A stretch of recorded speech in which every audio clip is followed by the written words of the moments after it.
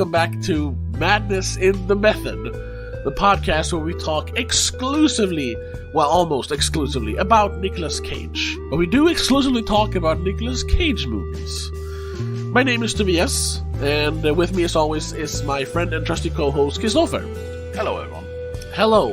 And just before we get into this, you're gonna have to excuse me. I am suffering from a severe case of a man cold. So if I sound a little weird, or if I'm wheezing, or huffing and puffing, it's just it is what it is. Anyway, on with the show. Today we're talking about the 2006 released World Trade Center, directed by Oliver Stone, starring, of course, Nicolas Cage, among others. Michael Pena, Maria Bello, and some other people. It's a story about two police families, I suppose, on the day of the 9/11 tragedy. And yeah, that's about it. I mean, it's a pretty straightforward movie. Yeah. So, have you seen this before? I'd not seen it before. Yeah. What do you think you would think about it? I think at the time of the release, I didn't really care for movies like that. No. I thought it was going to be super overly sentimental, which, of course it was going to be. I understand that now that I'm a little older. And now, like, preparing for this, since it was a Oliver Stone movie, I thought it was going to be a little more gritty than it is. Because, I found out this is like his first and maybe only PG-13 movie. But other than that, I didn't really have any other thoughts about it before watching it. What about you? Yeah, so I haven't seen it, and we talked before about that I'm not a big fan of Oliver Stone. Yeah. So, as I usually say, he makes boring movies about real things. Yeah. So I was not looking forward to this movie. I was thinking this sounds exactly like an Oliver Stone movie in all the worst way for me. So I wasn't I wasn't thrilled before I watched it. All right. And now having seen it though, what do you think about it? It's definitely an Oliver Stone movie. Yeah. So this movie, it's good movie making, definitely. All the parts are there, but I didn't enjoy it really. It was okay. Most of the movie was very long and very boring, and then it was a real emotional climax, which, yeah, of course it is. And yeah, it sort of got to me, definitely, the climax of the movie. Yeah. But I didn't think it deserved that, really.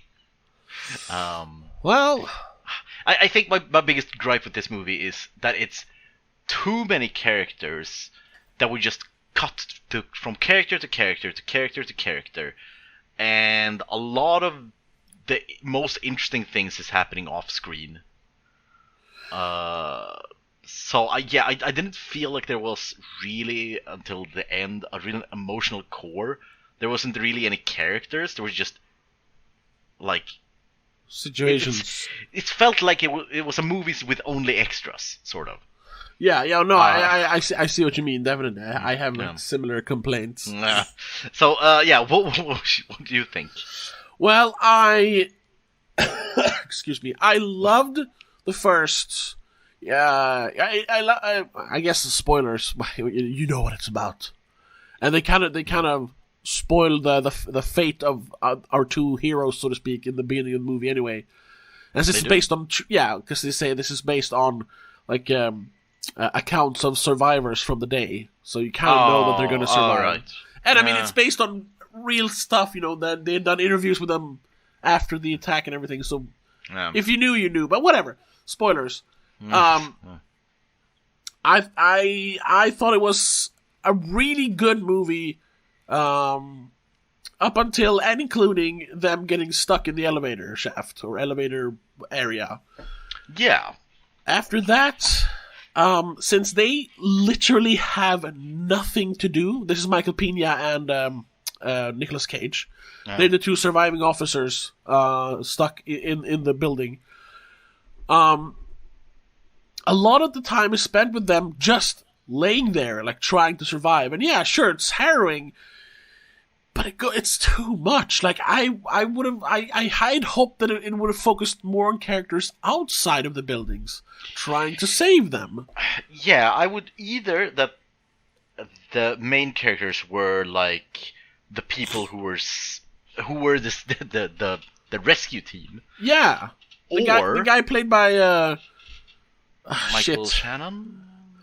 He was a little creepy, but that's Michael Shannon. Yeah. No, I was thinking of Yeah, the EMT guy played by Deacon Frost. What's the guy?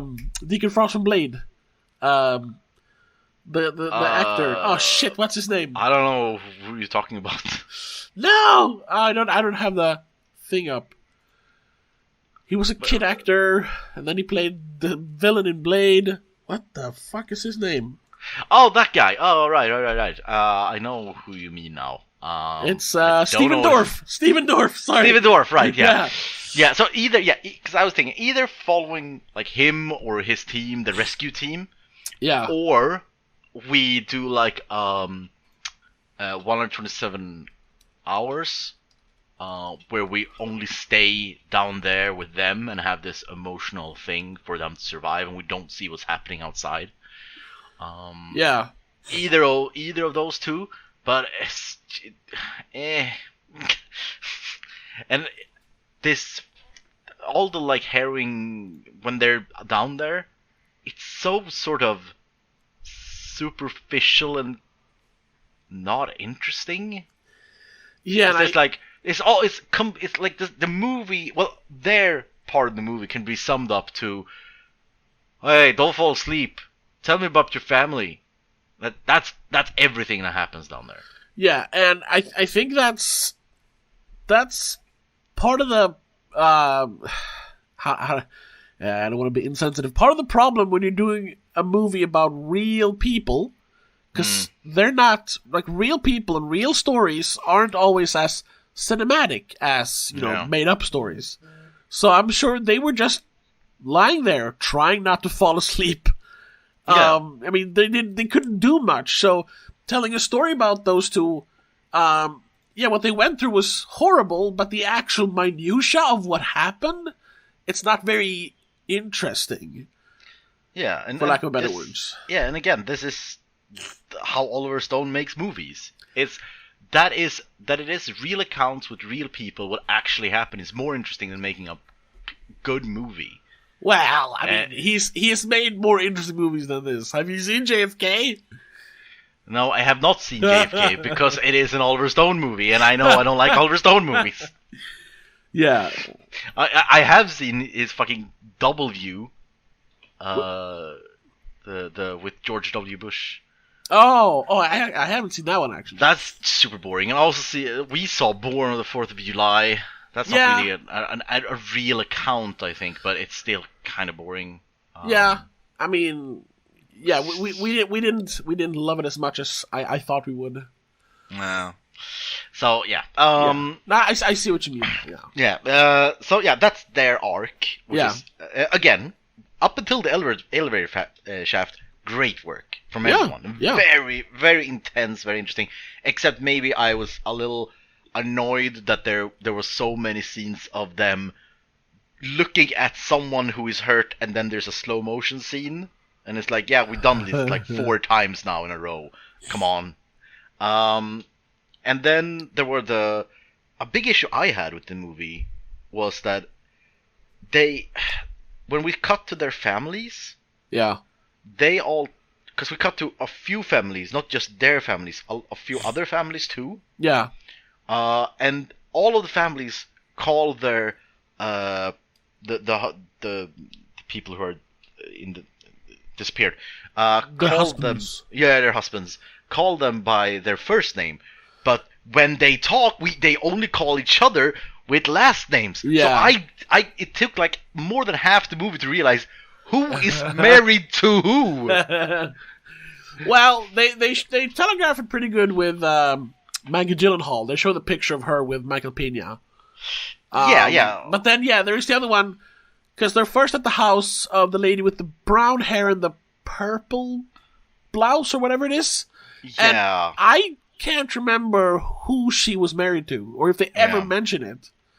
Then we find out that Maria Bello, the blonde woman with the blue eyes and the blue shirt, that's McLaughlin's wife, Nicolas Cage's wife.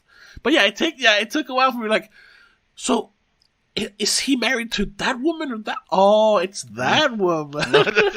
So that was a gripe. But anyway, with the families again, it's the same thing as the people in the elevator shaft. It's this. Yeah, it's sad. Mm-hmm. Yeah, but they're most of the sad. time, most of the time you're just sitting in rooms waiting. Yeah, and it's a movie about waiting. Yeah, which I'm sure it was in real life, and that could be interesting. But this movie drags it out. This should have been like 90 minutes. This is over 130 minutes. Yeah, it's too long. And also they have like all these. I think Michael Shannon's character. Yeah. Which apparently is a real person. Yeah. I didn't think so, but yeah. No, they were. That was one of the criticisms the movie got back in the day, that they felt he was kind of portrayed as this crazy Christian soldier when that wasn't really the case in real life. I mean, he was all those things, but it's Michael Shannon, so he comes off as this possessed, like, demonic man. Yeah. But hey, that's Michael Shannon. You can't really blame him. Even when he plays a good guy, he feels like a bad guy. Oh, yeah. My just got it. Have you seen Nocturnal Animals, where he plays a cop or a sheriff? No. Oh, my God. He's a sheriff with, like, terminal cancer. He's got nothing to lose. It's the scariest, like, protagonist character ever. Anyway. But yeah, so I think his character and that character arc sort of was interesting, but we only got like 10 minutes of that. Yeah, there should be more. I mean, I found out after reading about the real characters, he was there for 9 days afterwards, helping people, sorting through the rubble and everything. Maybe if they made him a little more affable, it could have been fun to follow him some more. Yeah, I mean, they should have, stayed with the rescue team and just have these weird people, because we have like this the paramedic who lost his license, and then we have like the rescue guy, and then we have Michael Shannon, and we have these interesting characters, and we should just have followed them, because they were more interesting. Honestly, they should have done, because you said there were too many characters. I almost thought there was a lot of characters, but the focus was on too few characters. The focus was on Nicolas Cage and Michael Pena, and they don't do anything. Yeah, I mean, they split that focus on the other characters, and we get to know each character a little bit more, it could have worked as an ensemble movie. Yeah, exactly. I mean, that's when I said too many characters, it was. What I meant was it was too many characters that they couldn't focus on anyone. Yeah, sure. They just introduced new people sort of all of the time. Yeah. Same with the Pat character. Who? The guy who comes to Nicolas Cage's wife.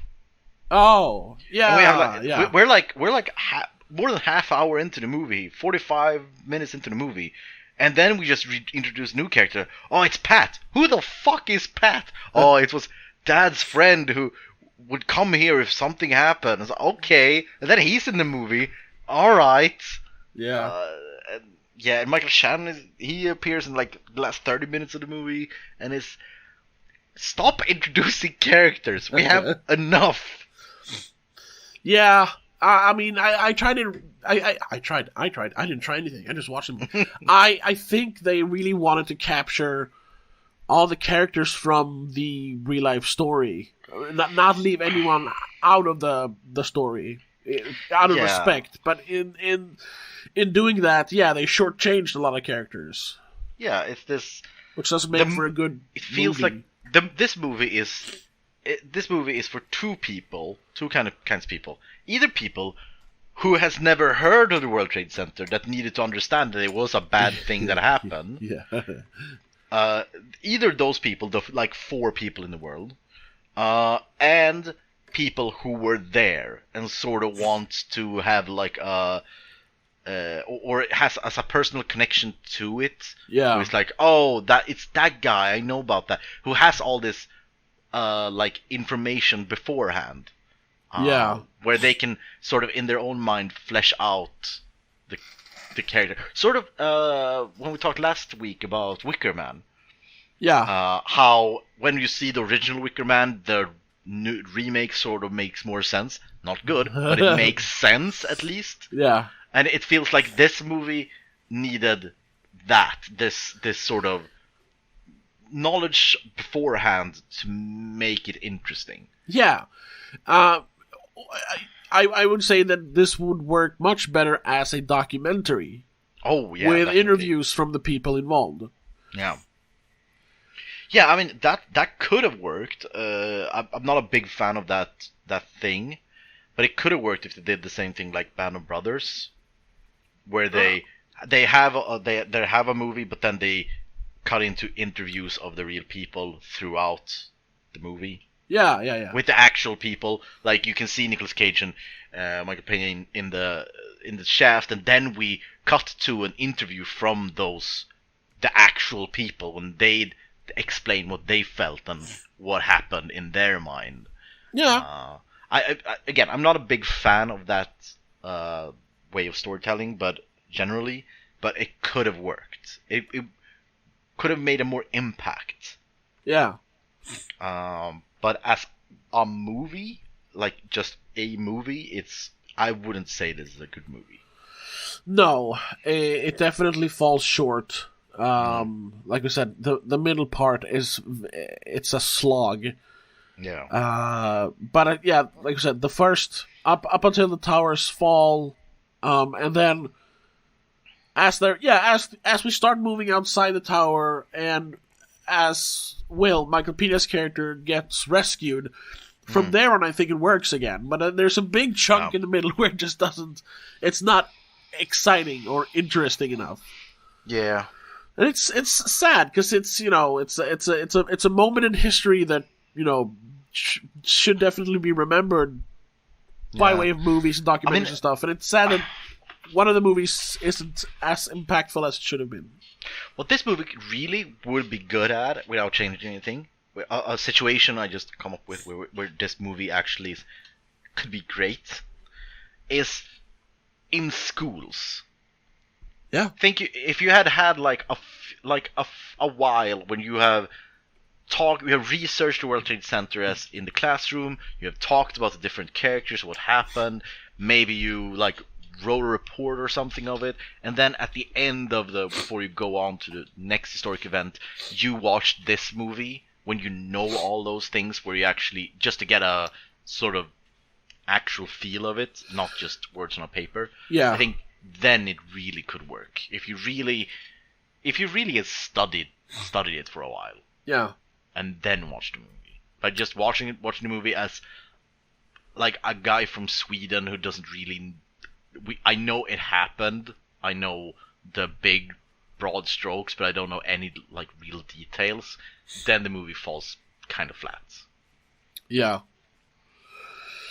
I guess they couldn't justify a $60 million budget if it was just going to be shown in schools, though.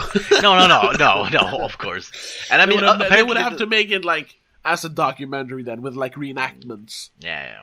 But apparently the movie did pretty great when it came out. So for the time, yeah. Like looking at the numbers now, it's like Jesus Christ, it flopped. But back then, no, that was fine numbers, and it made like what $169 something million worldwide. Yeah.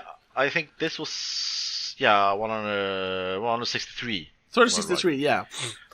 So like on a $60 million budget, which today is like, oh shit, they must have lost so much money. But back then, I'm sure it was all right, Yeah, I read somewhere, I don't remember where, but that this was like sort of one of his best best-selling movies, whatever, Oliver Stone's. At this Yeah. time. I think it was like his best opening or something, because it made $18 million in the first weekend or something. Mm. Which I can understand. I mean, he makes kind of niche movies. And this was definitely more of a, everybody has to go see it, if you're in America. Because, it's about America. Yeah. And again, the filmmaking, the technical filmmaking is pretty good. There's nothing wrong with that. That again, Oliver Stone is one of the great directors, definitely in just how to make movies. I just think he picks the wrong topics. But making movies is great, and there's a lot of good, interesting details throughout the movie. Where a lot of things, like I saw at one point they put up like a poster for or a billboard for Zoolander. Yeah, Zoolander actually opens right sort of after this. Yeah, it opened just a few days after. Yeah. So all of these, like, a lot of good small details, and really even like the numbers of the trucks are correct, the correct days, and all of these things. So there's a lot of attention to detail.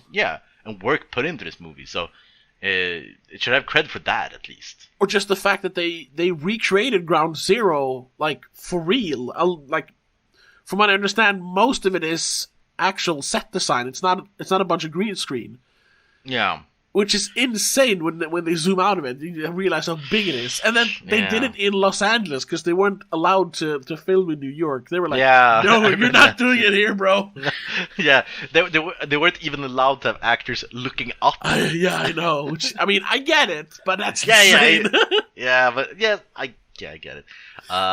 One thing that sort of made me chuckle in this movie was its opening. I know they needed to do it, but it seems so unnecessary to have a movie called World Trade Center, and the movie sort of opens with September 11th, 2001. It's like, we know, obviously we know when this is. I was just thinking, it would be great if it would just open with like 31st October, 2004. Wait. Yeah, I mean, it could have started like the day before or something. So it's good to at least point it out. But yeah, it was a little like, oh, okay, I get it.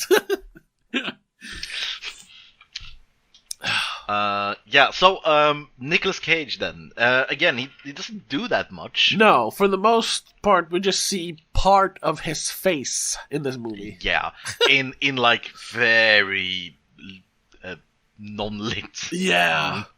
So you barely see his face. You see his eye, I think, most of the time. Yeah, there were some shots of Michael Pena where they kind of zoomed out from the rubble, and his face takes up, like, I'm not kidding, 4% of the screen, and the rest is just black. And I'm like, could you just, put some light in there for dramatic effect to at least see the rubble? But this is a lot of wasted space. So, I mean, it's hard to say anything. There was some flashbacks, and it was the beginning again, but he didn't have that much to work with, and I don't think he should. The movie isn't made for a good actor, so to speak. No. You can't really show off your acting skills, because he's like this grumpy, all-business police guy. Yeah.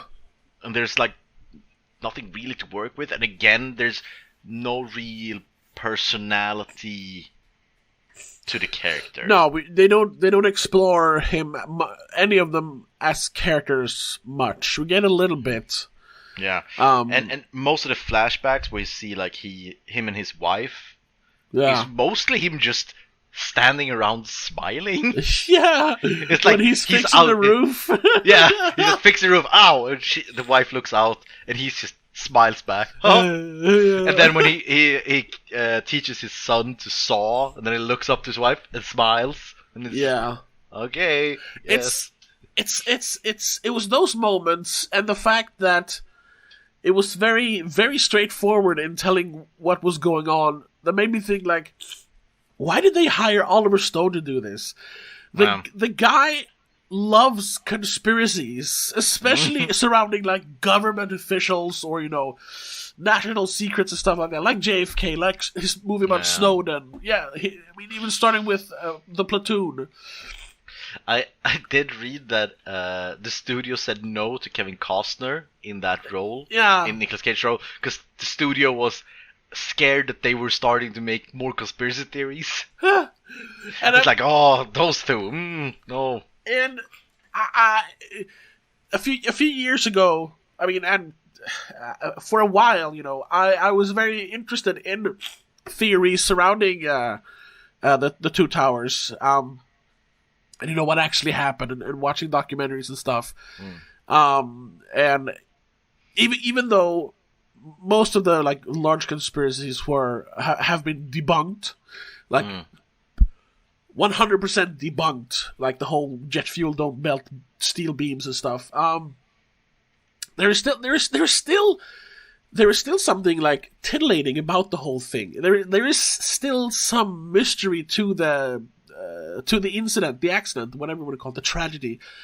And it feels like Oliver Stone he wanted to, because there are a few seconds where after like the I guess it's molten steel starts raining down on Michael Pena, and he said, "Oh, I'm on fire!" And there's that big like wind gust, and he starts screaming, Where did that wind come from?" You're like, "Yeah, what was that?" Even if that was just because rubble shifted, so air came in or something. It was just it piqued your little like mystery sensor for a second, and I wish there was more surrounding the actual incident than just the actual incident. Yeah. Especially since it is Oliver Stone, but he, I guess, out of respect, chose to do it very straightforward, which I respect, but also like, then couldn't you just pick any other director? Yeah. So yeah, regarding Nicolas Cage acting, it's fine. Yeah. There's nothing special. It's nothing bad. There's nothing really good. He does a fine job. He pulls it off, playing like the moments when he like panics. Like it feels believable that a rough New York cop can actually like panic and start just screaming the way he does. Yeah. And they do that a couple of times, and then Michael Pena just starts crying because of the situation they're in. It's very believable. Yeah. So they pick good actors for it. Yeah.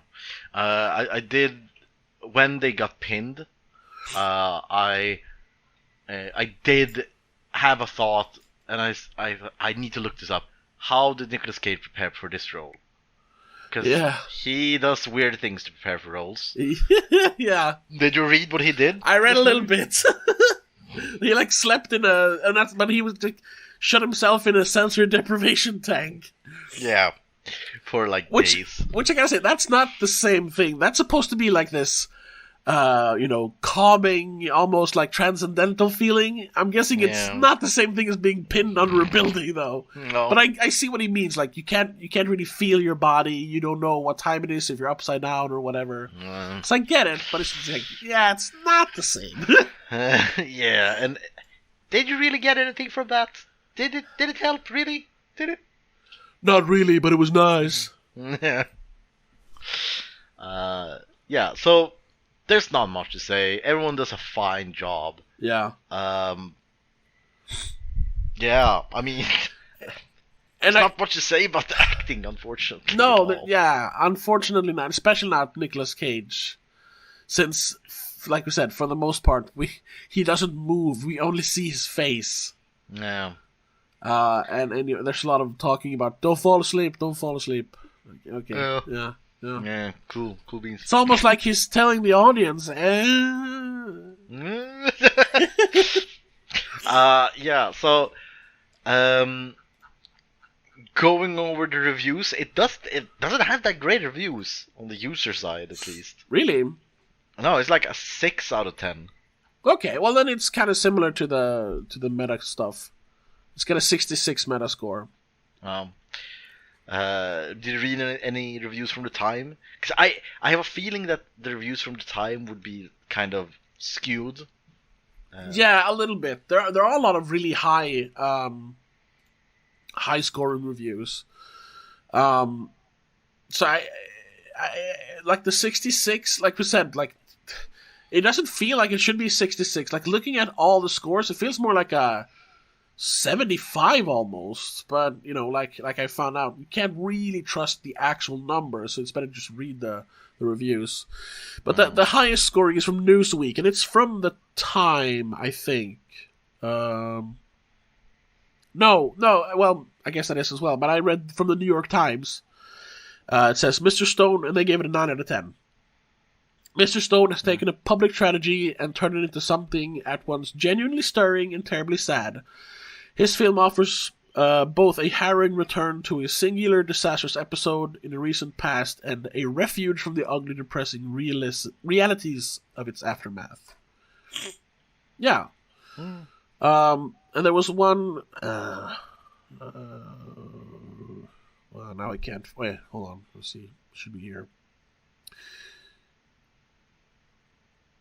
Yeah, no, but this was from Newsweek, the highest review. World Trade Center celebrates the ties that bind us, the bonds that keep us going, the goodness that stands as rebuke to the horror of that day. Perhaps in the future, the Times will call for a more challenging, or polemical, or subversive visions. Right now, it feels like the 9/11 movie we need. Yeah, so it's very, you know, for the time we didn't need people talking about, who were the actual terrorists and investigate Tower 7. No, we needed a movie that, you know, brought people together. And it's very understandable. Yeah. That's also why I think he chose to do it much more straightforward and try to look into weird details, like I said. I did read one review where it's an 8 out of 10, so it's a very favorable review. Yeah. But it sort of talks about what you said about why hire Oliver Stone. Yeah. And they say, Oliver Stone salutes the ordinary heroes for their extraordinariness of this extraordinary circumstance. He puts himself way behind their stories. So far behind, in fact, that he's almost imperceptible. Yeah. So that review is sort of... It's more of a... I thought Oliver Stone would be Oliver Stone, but he wasn't. So that's good, sort of. It's it's kind of like... It works because we call this a straightforward movie a lot. It's kind of like when David Lynch made A Straight Story, which is just a movie about a guy on a lawnmower traveling across America. You've heard about that, right? No, I haven't heard about that. You know David Lynch, super weird movies, you know. Twin Peaks. I've seen a lot of David Lynch, but not that one. And he, I guess, heard a story, because I think it's loosely based on real events, a story about this really old guy, like 85-year-old guy, who finds out that his, like, childhood friend or something is dying from cancer, but he's on the other side of America. And this guy he's so old that he's not allowed to drive anymore because his vision is so bad and everything. So he sits down on his, rideable lawnmower and drives across the country to go like talk to his friend before he dies. And there's no weird stuff. There's no, visions or drugs or devils or anything. It's just this guy meeting people along the way and talking about his experiences with life, and he's a war veteran and blah, blah, blah, blah, blah. It's a really cute, wonderful, beautiful story, but it's like, why did David Lynch make this movie? It's similar to this. Like, yeah, it's a really wonderful story about, bravery and coming together, but how is this? Why did Oliver Stone pick this? I guess, he didn't personally pick it. He was asked, and he said, yes, I know. But still, it's weird. Yeah. So, the user reviews sort of all... either they're like a 5 or a 6, which says, like, it's not a good... It's kind of a boring movie, but, I mean, it's an important story to tell.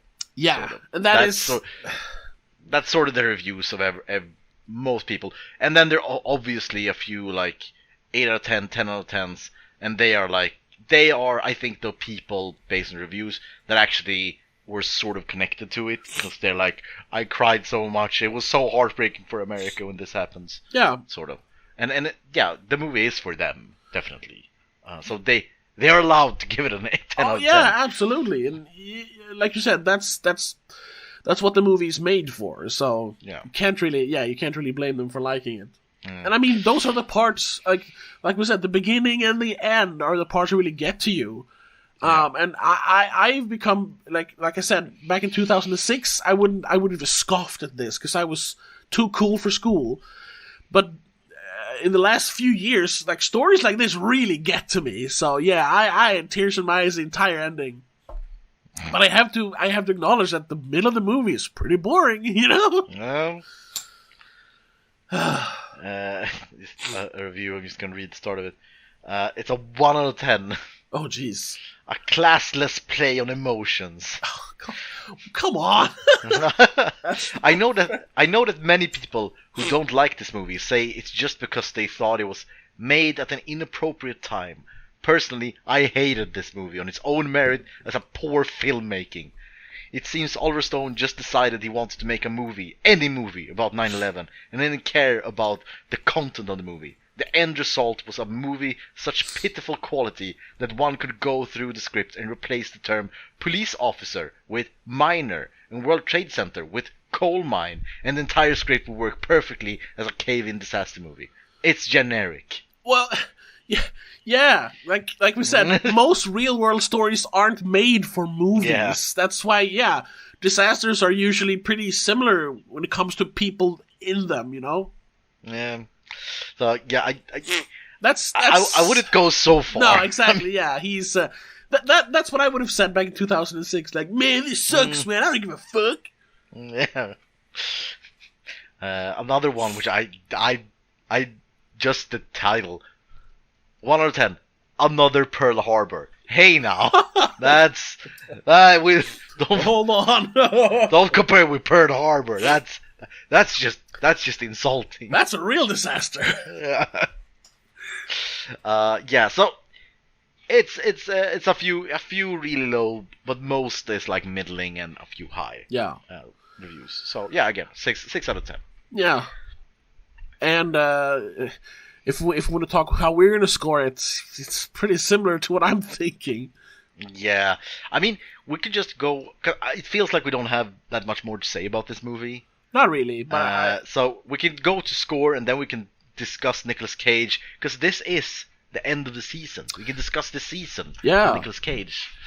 We didn't mention that in the beginning, but we have mentioned it in past episodes for a while now, because we're eager to get this over with a little bit.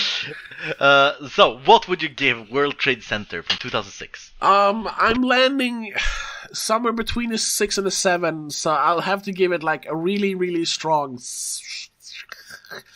a weak 7. A week 7. I was going to say a strong 6, but I'll say a weak 7. I'm going to give it like just a 6. Not Okay. strong, not weak, just a 6. Yeah, okay. Because, it really works in the beginning and the end, but like I said, the middle, whew, oh boy. Yeah. So, as stated, this is the last episode of this season of Nicolas Cage, the Nicolas Cage podcast. Yes. We have, as we talked about before, because he made so many movies, we have split it up into seasons. Yeah.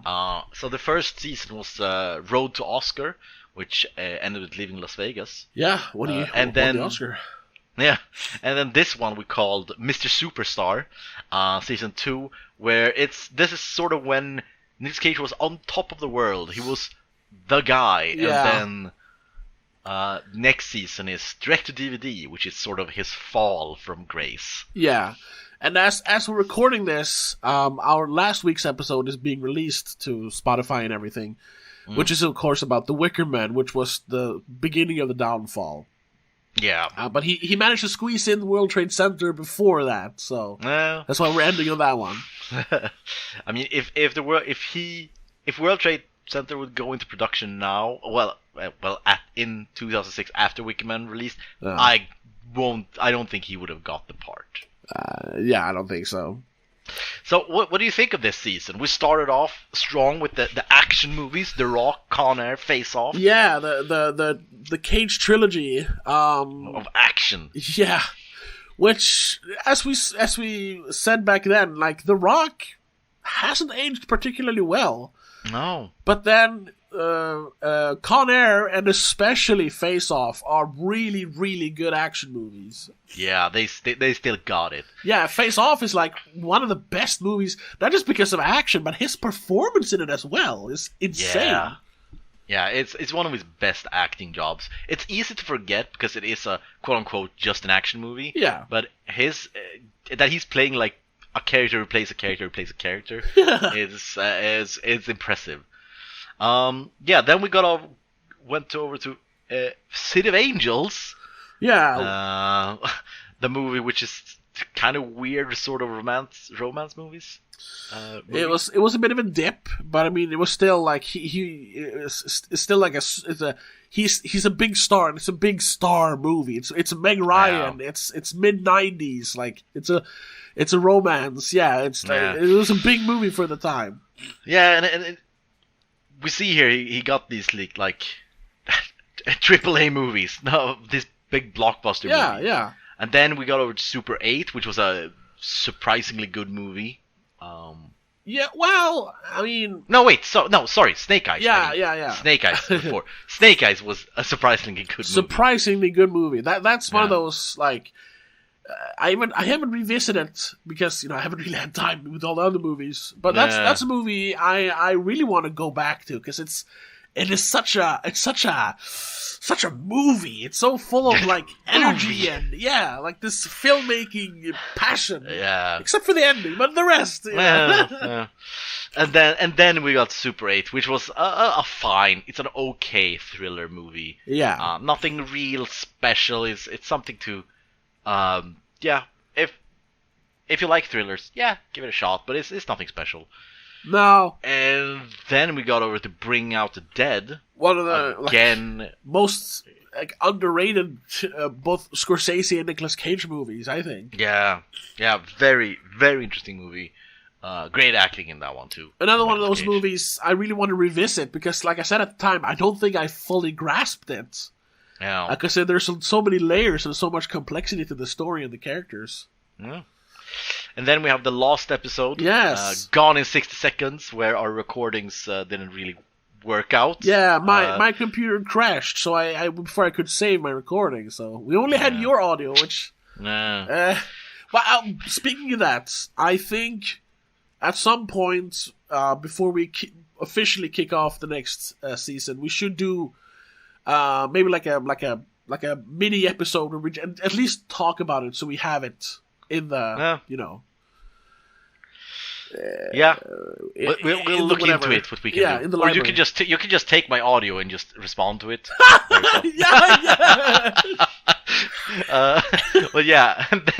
And then that movie got really low scores for this season. So it was 4 out of 4 from both of us because it was very meh movie. Yeah, and especially that was a movie I really enjoyed as a kid. Like I remember, it was so cool, all the cars. But watching now, it's like the slowest movie about cars ever. Yeah, it's what was it? With like one car chase, which was boring. Yeah, and they're the like most dangerous car thieves in all of the land, but we never see them drive the cars. I think we compared it to The Rock has a very bad chase scene, but that one was better than the one in Gone in 6 Seconds. The super bloated 25-minute chase that leads nowhere. Yeah. And then we got to the sort of Christmas movie, Family Man. Yes. We both really liked. We had Christmas in March or whatever it was. Yeah, and at least you said that it's gonna come into the Christmas movie rotation for you. That one. Oh yeah, definitely. Then Captain Corelli's Mandolin, which was I thought it was surprisingly good. You didn't think it was as good as I did. Not as good. I still enjoyed it, but that's though one, like, having had more time to think about it, I could probably bump that up to 7. Yeah. But we'll leave it at 6 for now. And I gotta say, that movie specifically that's the biggest. It feels most out of place in this season. Captain Corelli's Mandolin. You think? It doesn't feel like the superstar movie as all the others do. Well, I think at least. Now that we've gone through all the movies, it feels like that's the one who doesn't really fit in. Maybe not. Because it's sort of a small movie with sort of a small story with no real super names attached to it except maybe him, and it's Yeah. And then Wind Talkers, which was a horrible, surprisingly bad, war movie. You gave it the lowest score of this season, right? Yeah. I think it's tied with the lowest score on the whole podcast. Yeah. And that's tied with Deadfall. Oh, you gave Deadfall? Oh, yeah, 2. All right. You gave Firebirds a 3. Yeah. Just above, yeah. So, and then the weird because Wind Talkers, again, just talking about what fits in. That is a war movie. It's a big, extravagant war movie. Yeah. It so fits that's in sort with of, the season, And then Adaptation, with this weird artsy movie, also fits in. He's like working with weird directors with that has very unique visions, unique styles. Yeah.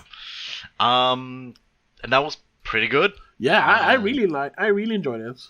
And then Matchstick Men, which was fine. It was an okay movie. Nicolas Cage was the best part of that movie. Oh, he was spectacular. But the movie meandered too much. Yeah.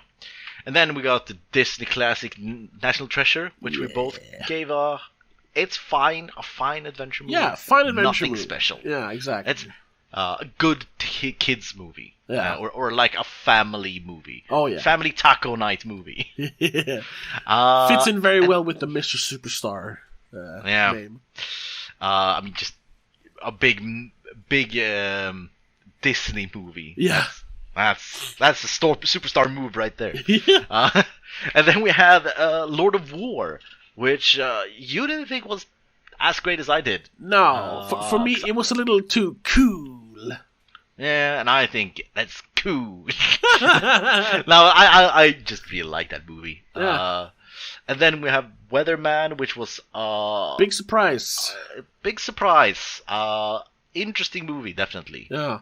It's kind of this podcast's version of Spanglish, because it was such a surprise, and such a like I don't know how to say it, uninteresting movie. Like, it's just a guy walking around, Yeah. But it really surprises you with how dark and depressing and like hard hitting it is.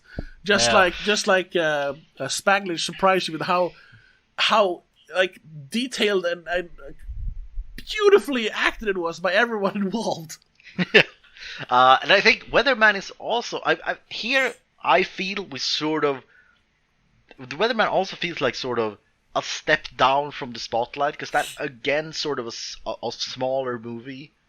Yeah, it definitely fits in the Superstar season with other movies, but it feels like he tried to take a step back a little in that movie. Yeah, but like some people point out in the user reviews, it was him trying maybe to like go back to the stuff he did before The Rock and Face Off and that, like do more of a character-driven movie. Yeah, and then we have last week Wicker Man. Yeah, the downfall. Well, I don't say downfall. It's the beginning of the downfall. I would say it's one of the movies in his entire career which really shifted everything. Leaving Las Vegas shifted him to the superstar genre with an Oscar. This one shifted him down from the superstar genre. Yeah. And again, I'm thinking, which movie would we say in season 1 was like another shift movie to get him?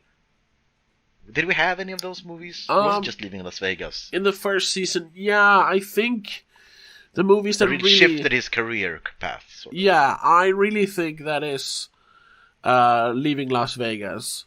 Yeah. And in this, in this one, I guess that's why we put the season endings there. It's the paradigm shifts. Yeah. And Wicker Man really just put the hurt on the career, or his reputation at least. Yeah. I wouldn't say his career. No, of course. But his reputation at least. Yeah. It really cemented him as this he's fucking crazy. Yeah. Um, But it doesn't. Yeah. For the next season, his like stardom still lingers a little bit in the beginning with movies like Ghost Rider, which was a big movie at the time, and of course National Treasure 2. And a couple of years after that, he made Kick-Ass. But in between there, he started making those low budget, like over the seas action movies. And then after Kick-Ass, there was an attempt with The Sorcerer's Apprentice, which is a Disney movie, but nobody cared about it. And then it's just like trash for a few years. Yeah.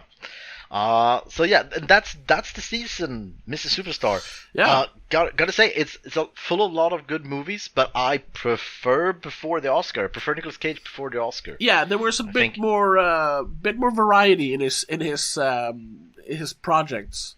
Yeah, the projects he did and his acting was more interesting, because I don't think he in this era he feels like he had to rein it in a lot more. Yes. Sure, it was rage caging and he did weird stuff, but he was a lot more regular actor, put it like that. Yeah. Yeah. While in Before the Oscar, you never really knew what you're gonna get. So yeah, I mean, there's a lot of good movies here. Which movie did you give the best? There was no movie we got a lot of 8s. There's a few 8s. No 9s. No 9s, but there was. Yeah, well, I have 110 Vampire's Kiss in the first season, and 1 9. Yeah, no, I'm thinking this season. Oh, this season. Yeah. There's a few 8s, and out of those, I think my favorite. Just favorite performance and favorite movie are, I think, different. I think my favorite performance is Adaptation or Weatherman, but I think my favorite movie out of these, is probably Face Off. It is so much entertainment. Yeah, I think I'm gonna say that his best performance is Face Off. Okay. I think in this season. I mean, it's up there as well. Yeah, but I think the best movie for me is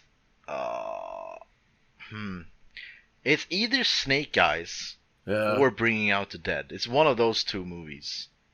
It's just the best one. Yeah, like all the ones I gave an 8, they're like neck and neck. Definitely. So there's technically, like, I guess, more like higher scores in this one. It's just something about the more experimental stuff in the first season that is more interesting. Yeah, it was in the first part of his career, first season. There was more. The high reviews was very high, and the low reviews were very low. Yeah. And this season, the low reviews are still pretty good, and the high reviews are pretty high. Yeah. There's no real super highs, no real super lows. Yeah. Except for Wicker Man, but that's a special movie. That was this season. And we're gonna take a little hiatus. Yes. Over the summer break. Yeah. And I think we said we're gonna start airing new episodes in like the end of September, beginning of October, somewhere. Yeah, somewhere in September we said. Yeah.